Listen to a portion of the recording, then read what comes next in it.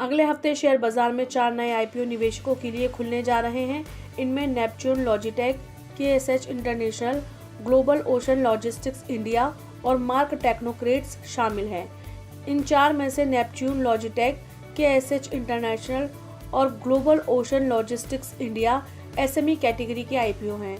SME IPO आमतौर पर छोटे निवेश साइज और ज्यादा रिस्क के साथ आते हैं, लेकिन इनमें लिस्टिंग गेन की संभावना भी ज्यादा होती है। निवेशक इन आईपीओस के issue price, opening, closing date और ग्रे मार्केट प्रीमियम यानी जीएमपी पर खास नजर रख रहे हैं। जीएमपी से लिस्टिंग के समय संभावित मुनाफे का अंदाजा लगाया जाता है। हालांकि निवेश से पहले कंपनी की वित्तीय स्थिति और बिजनेस मॉडल समझना जरूरी है। बात करें नेपच्यून लॉजिटेक का आईपीओ की, तो ये 15 दिसंबर को खुलकर 17 दिसंबर को बंद होगा।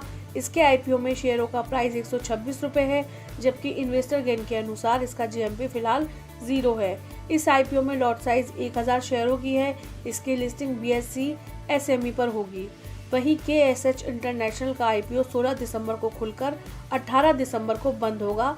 इसके आईपीओ में शेयरों का प्राइस बैंड 365 से 384 रुपए है। इन्वेस्टर गेन के अनुसार इसका जीएमपी भी फिलहाल 0 है। इस आईपीओ में लॉट साइज 39 शेयरों की है। इनकी लिस्टिंग बीएसई और एनएसई पर होगी।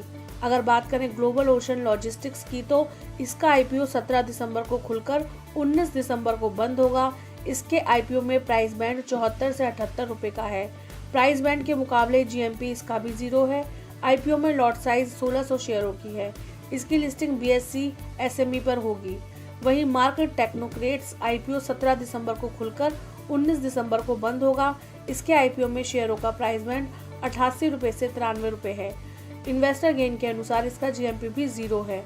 इस आईपीओ में लॉट साइज 1200 शेयरों की है। इसकी लिस्टिंग एनएसई एसएमई पर होगी।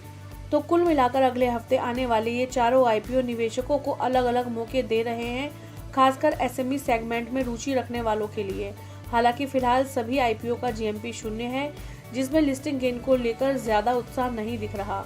ऐसे में निवेशकों के लिए जरूरी है कि वे केवल जीएमपी के आधार पर फैसला न लें, बल्कि कंपनी के बिजनेस मॉडल, वित्तीय स्थिति और भविष्य की संभावनाओं को भी समझें। एसएमई आईपीओ में जोखिम ज्यादा होता है, इसलिए निवेश सोच समझकर करना चाहिए। सही जानकारी और रणनीति के साथ किया गया निवेश लंबे समय में बेहतर रिटर्न दे सकता है।